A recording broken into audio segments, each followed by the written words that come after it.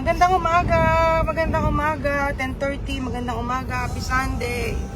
Sunday after Christmas. Init. Ang init kasi nakita yung kotse. Kamusta kayo? Happy Christmas. Tapos na ang Christmas, but it's our Sunday obligation to go to church also on a Sunday morning. So papunta kami ni Sir Chief sa like 15 minutes away. That's quick. So it's gonna be a quick live, guys. I'm just trying out itong gadget na kinabit ni Sir Chief dito sa aking kotse, hands-free. Pinagmamalaki pa niya. Kabit mo kasi para hindi mo hawak-hawak. Para pag nag-go live ka, ayan, nasample na. It's good. That means nakadikit lang siya at siya ay nakatutok sa akin. Kamusta ang inyong Christmas? So it's a week more to go for the new year. Thursday, actually less than a week. So ano na ngayon? 28, 29, 30, 31. Oh, 4 days na lang pala, guys. And actually today, I just posted, it's my 33 years anniversary in America. Imagine! December 28, guys, when I came to America. Malungkot na masaya. I'm kind of reminiscing it when I was doing my post. Malungkot nung panahon na yon, malungkot ka talaga dahil nanibago ka at age 22, batang age 22 ako noon. And you know, I was already working then. Tapos umalis ako sa Philippines, sumama ako sa tita ko papuntang Amerika. So I clearly still remember the night before paalis na ang flight ng tomorrow, ganon. Nakahiga ako sa bed ko dun sa kwarto. Naramdaman ko mami ko. Binuksan niya ang cabinet. Pagtingin niya ng cabinet ko, wala nang laman.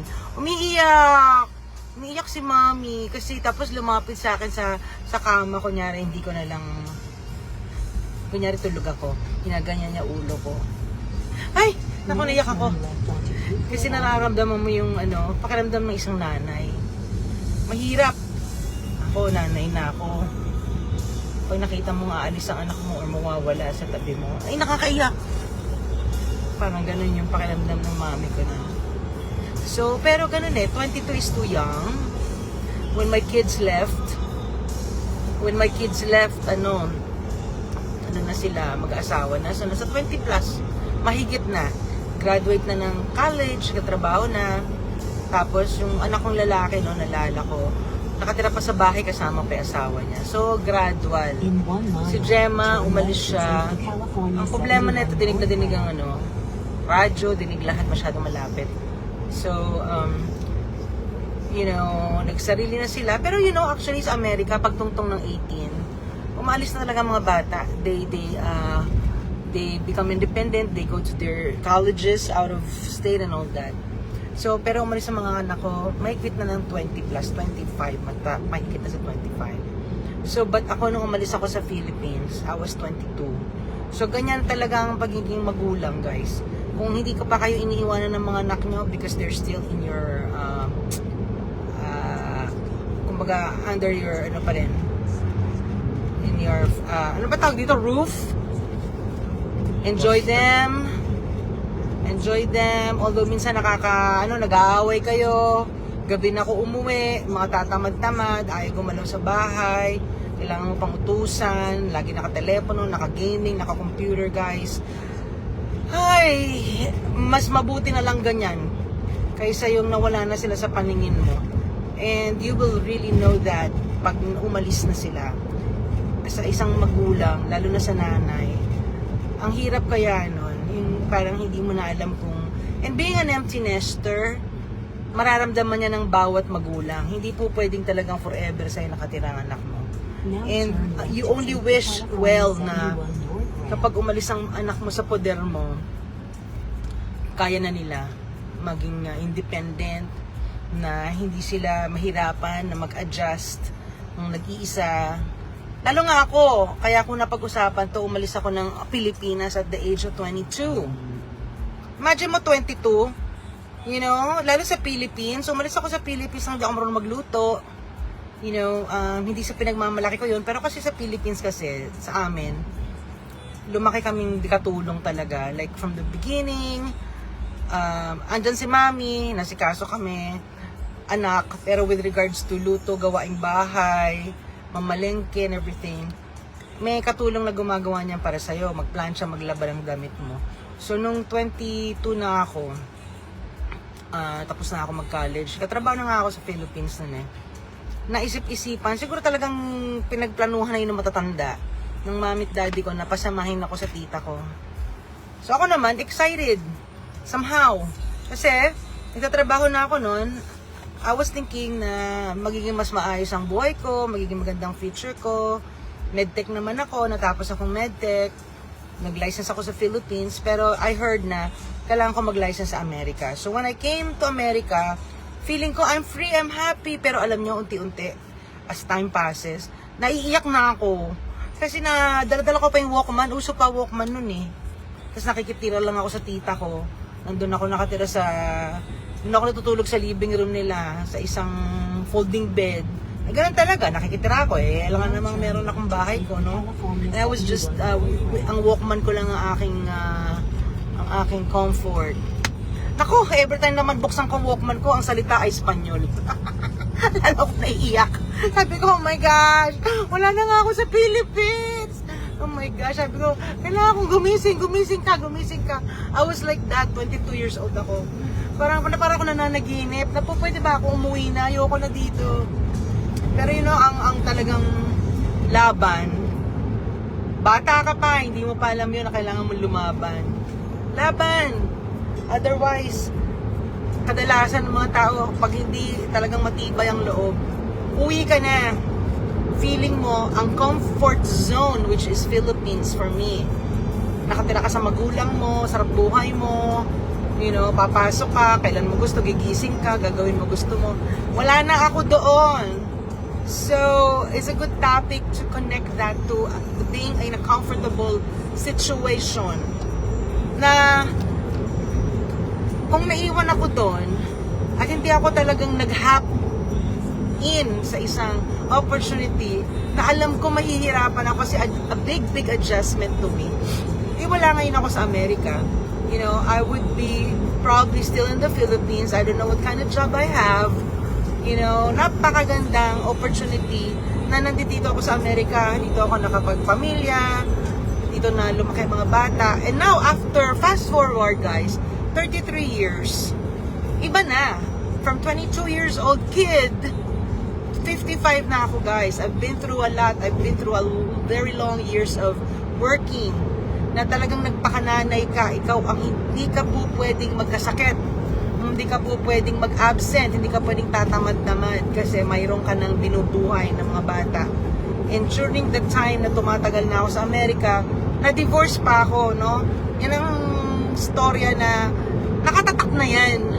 It's been there, done that na talaga yan na hindi ka lang dumaan sa pagiging, ay, swerte-swerte ko naman na sa Amerika ako, sarap buhay ko. Napagdaan ako yung pinakamahirap sa lahat.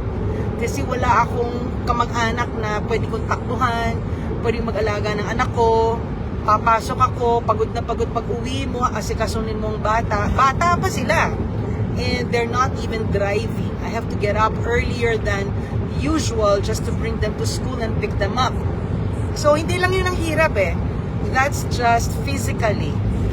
Emotionally, I'm going through divorce, I'm going through court, I'm going through financial, kinakapos, ayoko mag-double job, kasi ayokong iwan ng mga anak ko sa bahay na pag uwi ko, tulog na sila. Ayoko yun. Kaya sinabi ko sa sarili ko, and alam din niya ng mga anak ko, di bali ng mahirap, di bali ng kapos, di bali ng kumakain ng hindi masarap, basta ako nasa bahay pag nasa bahay na sila. Ang hirap talaga nung lalaki sila na hindi mo nakikita anong ginagawa nila, paano sila nakauwi, anong kinakain nila. Napakahirap, I'm telling you already. So for 33 years, na-survive ko na yan. And I'm really into another chapter na talaga of my life. Kasi wala na yung mga bata. Kumbaga, yun ang pinaka-box siguro ng paghihirap ko in the whole 33 years. Is not that just because I have kids. Just because that's what life brought me. Is to be a single mother, working hard for many years, para mga anak ko hindi mukhang kawawa. Although mukhang kawawa na nga dahil di namin ma-afford bumili ng mga pang-shopping nila, masarap na pagkain. Until such time na nakapag sumikap na taas na promote ako sa work, tumatanda ka na sa work, you're gaining experience, napopromote na, and then gumaganda ng sweldo, you know, it came into my life na naging napakadami talagang income. It's not because I have 2 jobs, but because I was blessed to have a good income. Being a clinical lab scientist. Clinical lab scientist ako, guys, ever since I came to America. So hanggang umabot na ako ng 50 plus, clinical lab scientist pa rin ako. And I mentioned that many times over in my Go Lives na hindi talaga yun ang pangarap ko eh. Hindi ko gustong maging medtech or working in a hospital. But it was a good, parang good achievement na yan ang dala-dala ko pagpunta ng Amerika dahil being a licensed medical professional, maganda talaga ang naging outcome ng financially when it comes to income. And nakatulong ng malaki yan para makasurvive kami ng mga bata na maayos.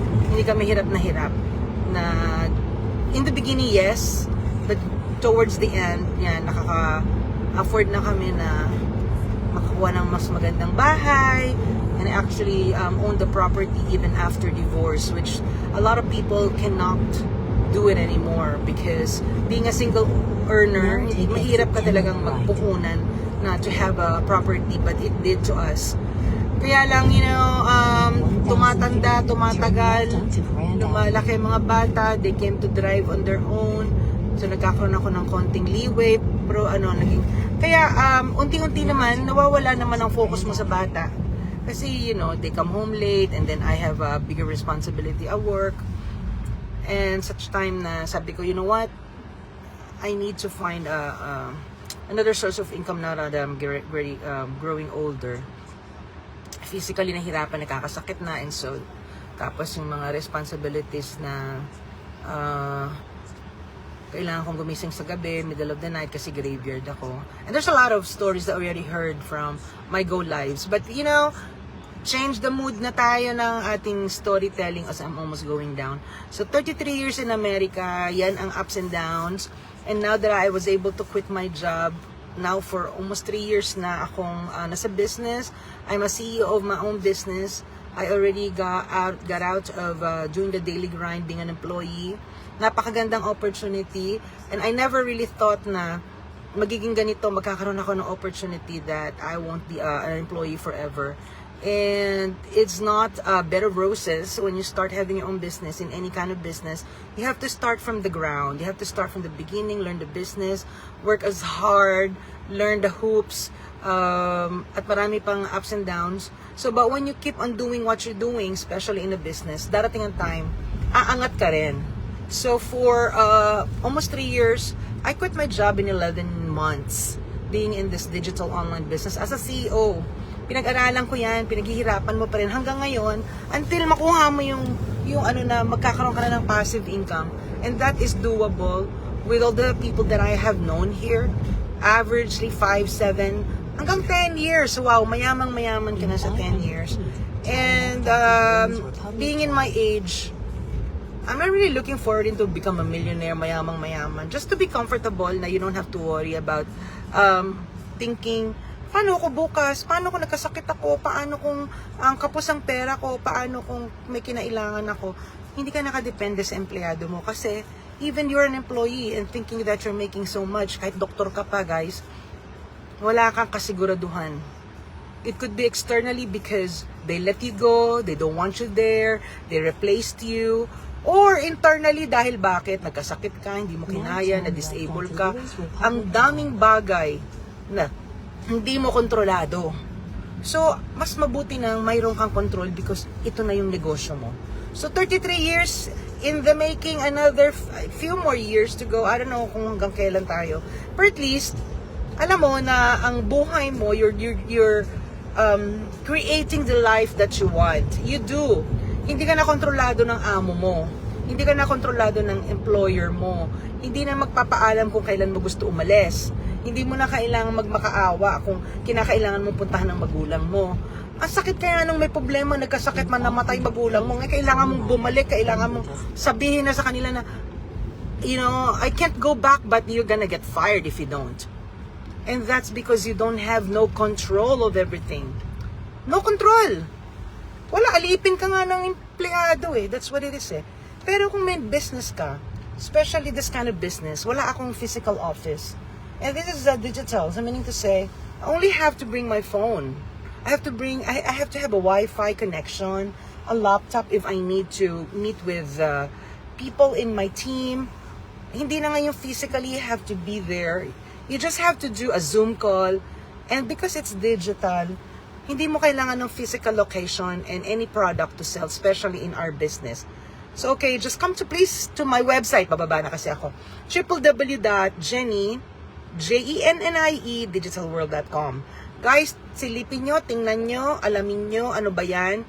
Itong isang babaeng nagsasalita sa harap ninyo. My name is Jennie, 33 years in America. I've been through ups and downs. I've been through a lot of challenges, physically, emotionally, financially, socially, and most especially ang spiritual part of me. Yan ang nagpatibay sa akin when I was still on my, yung pinakamababa, where I had my divorce, bahala ka sa buhay mo, solo mo ang buhay mo, may dalawang anak ka pang palalakihin. So talagang kapit ka sa Diyos, importante. And ang problema hindi nawawala eh. It's how you look at it, and how you deal with it, and how you're gonna survive it. Okay, so this is Coach Jennie Happy. 33 years ko na sa US today. And I'm glad I'm here. I'm glad and I'm so thankful for the experiences that I had here in America. And especially the opportunity that I had 3 years ago. Hala na ako sa employment, and that's what I want to share with you. Salamat sa buhay ko sa Amerika, at salamat sa sa buhay na meron din ako na binigay ni Lord. Salamat sa health ng pamilya, ng mga anak ko, that I survived my 33 years in America. I'm proud of it. I'm proud of myself, and I'm thankful to God for it. Come to my website, www.jennie, Jennie, digitalworld.com. Hi, Rhea. Bye na. I'll see you again in my next Go Live. Thank you. Almost Happy New Year, guys. Bye.